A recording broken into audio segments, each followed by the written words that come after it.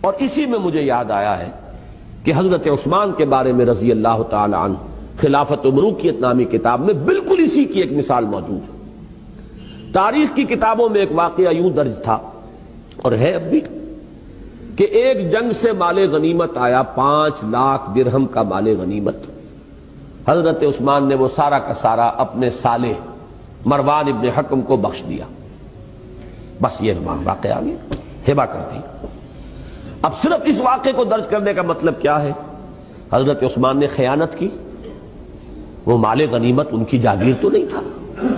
وہ تو مال جو ہے مسلمانوں کا ہے، 1/5 حصہ اس کا بیت المال میں جائے گا، 4/5 حصہ جو ہے وہ غنیمت کا تقسیم ہوگا مجاہدین میں، یا اگر 1/5 حصہ ہی وہ آیا تھا، 4/5 حصہ وہاں تقسیم ہو چکا تھا، یہ 1/5 تھا تو یہ بیت المال کی ملکیت تھا، حضرت عثمان کی ذاتی ملکیت تو نہیں تھا۔ 5 لاکھ اگر 1/5 تھا تو گویا کہ 25 لاکھ کی تھی وہ، جس میں سے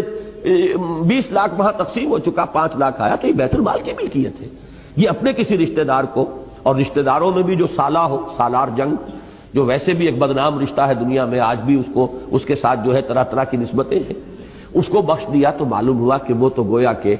اس روایت ہی کو سامنے رکھا جائے تو وہ تو ایک عام انسان کی سطح پر آ گیا، عام دنیا دار انسان ہے۔ کون؟ ذو النورین خلیفہ ثالث، چوٹی کے صحابہ میں سے۔ اب یہ واقعہ انہوں نے دلیل یہ دے دی کہ صاحب یہ تو کتابوں میں نے کوئی اپنے گھر سے تو نہیں گھڑا ہے، یہ تو تاریخ کی کتابوں میں واقعہ ہے۔ لیکن اگر یہ بات بھی سامنے ہو کہ انہی تاریخ کی کتابوں میں اس واقعے کی روایت یہ بھی موجود ہے تفصیل سے، تفصیل کیا ہے اس واقعے کی کہ جب وہ مال غنیمت آیا، وہ مال غنیمت ہوتا تھا اجناس کی صورت میں، چیزوں کی صورت میں، وہ کوئی نقد تو نہیں ہوتا تھا۔ حضرت عثمان نے مجلس شورا سے اجازت لے کر وہ سارا مال 5 لاکھ میں خرید لیا، 5 لاکھ بیت المال میں داخل کر دیے، اپنی ذاتی جیب سے اس مال کو خرید لیا، وہ بھی اجازت سے، اصحاب شورا کی اجازت سے، کہ بجائے اس کے کہ یہ سارا مال جو ہے بیت المال کے اندر اس طرح جمع کیا جائے، نقد میں 5 لاکھ میں یہ مال اگر آپ اجازت دیں تو میں لے لیتا ہوں، 5 لاکھ بیت المال میں داخل ہو جائیں گے، یہ مال اب آپ کی ذاتی ملکیت ہے، اب آپ جسے چاہیں ہبہ کریں، کسی کو دے دیں، کسی کو کوئی اعتراض نہیں۔ یہ تفصیل بھی اگر موجود ہو تاریخ کی کتاب میں، پھر ایک شخص اس واقعے کو جو ہے مجمل بیان کرتا ہے تو معلوم ہوتا ہے کہ یہاں کوئی نہ کوئی نقطہ نظر کی کجی ہے، کوئی ٹیڑھ ہے، کوئی اپنی سوچ کے اندر جو ہے وہ غلطی جو ہے وہ پیدا ہو چکی ہے۔ تو یہ ہے اصل میں وہ بات جس کی مجھے ایک اور جو ثبوت ہے وہ آج ملا ہے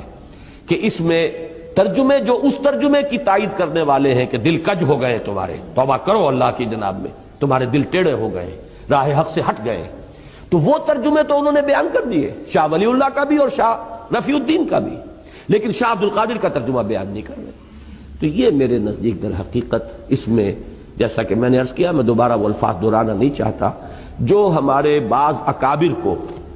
مولانا مدنی رحمہ اللہ کو بہت پہلے یہ شک ہو گیا تھا اور انہوں نے اس کا اظہار کیا تھا کہ ان کے مزاج کے اندر صحابہ کرام سے اور بزرگوں سے اور اسلاف سے جو ہے ایک گستاخی کا رجحان پایا جاتا ہے۔ اس وقت تک یہ چیزیں اس طرح کی واضح طور پہ سامنے نہیں آئی تھی،